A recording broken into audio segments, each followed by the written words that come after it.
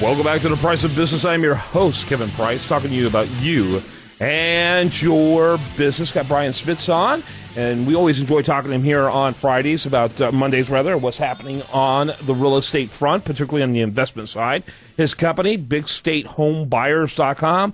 That site helps both people who are investing in real estate as well as those who've got distressed properties that they are trying to get rid of. And so we always look forward to spending some time with Brian. Brian, first of all, let's start off with kind of your overview. Kind of give us your spin on what Big State is all about. Sure. Well, Big State Homebuyers is a service-oriented company that buys residential real estate from people who need to sell a house quickly.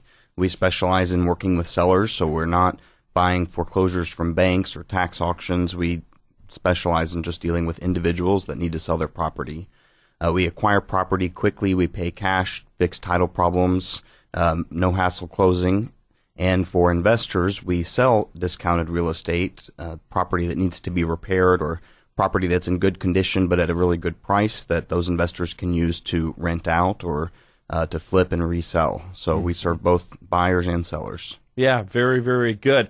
And so topics today, you mentioned before the break the problem of liability that comes with abandoned homes and that type of thing. And we talked a little bit about this yesterday when you and I chatted, that this is a big problem in every city, including in Houston.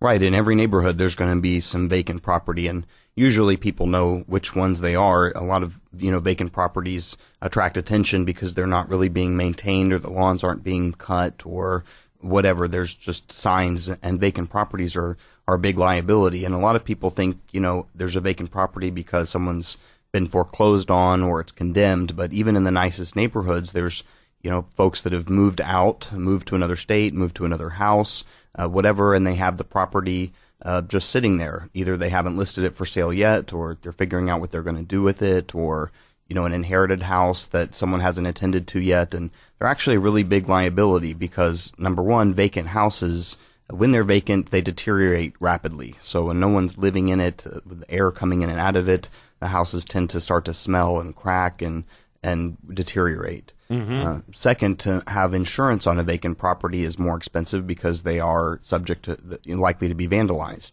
So even in good or middle class neighborhoods, properties get broken into.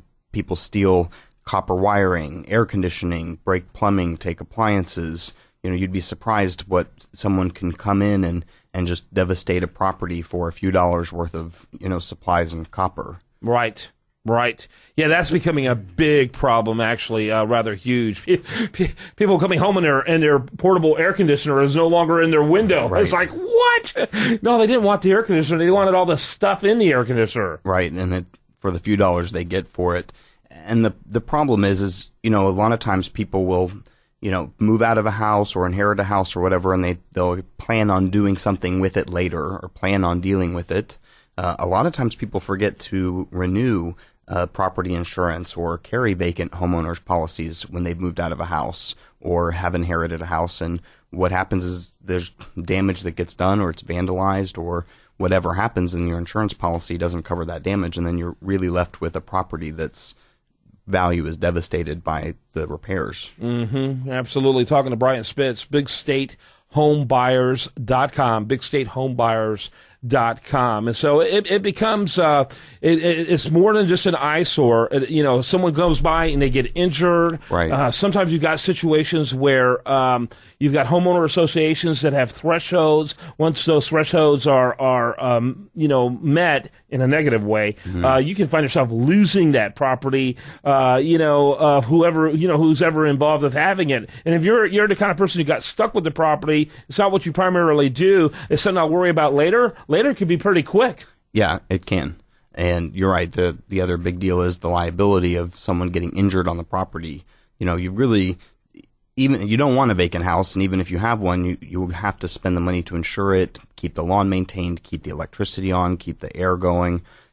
Even if it's sitting there and no one's living in it, you have to put all that money into it that you would, even if you were living in the house. Mm-hmm. So it's just kind of a big waste of money to own, and it's a liability. So we buy a lot of vacant houses from people. I can't say that they're all vandalized, but it's a big reason why people want to sell a house, because they know, a house sitting there vacant doesn't do anybody any good. Yeah. And on the opposite extreme, then there's the issue of valuing a home. You talked a little bit about that before we got on. Right, and that's an interesting thing, because we buy and sell all of our properties based on what they are worth once they're fixed. So we look at what the market value of any property is. Same with a vacant house. We look at what we could make it worth when it's fixed up. And that's something that a lot of people don't I think people tend to overestimate what they think their homes are worth more times than not, because they'll see, a neighbor's house get listed at $159 and they think, well, my neighbor's house is selling for $159. Well, number one, there's a lot of things to consider: the size, the updates, the condition of the house, the curb appeal, and then more than anything else is, what is the house actually going to sell for? So a lot of people base their ideas on what a property's worth based on asking price of their neighbors. They also base it off of sales that they remember recently, but they're really turned out to be several years ago. And so you have to look at what we look at is what properties similar to yours have sold for in the same area over the past 6 months. Mm-hmm. That's how you value a house. You're looking for apples to apples. And so a good residential realtor or a company like Big State Home Buyers can come in and give you an analysis. There's, you can go on har.com or any other real estate website like that and pull up what things are selling for. But a realtor or an investment company like ours can get in there and pull a tremendous amount of data to really compare bathrooms to bathrooms, lot size, square footage, all of that stuff. And we really study that stuff before we can make a conclusion about what a house is worth. Yeah. Absolutely.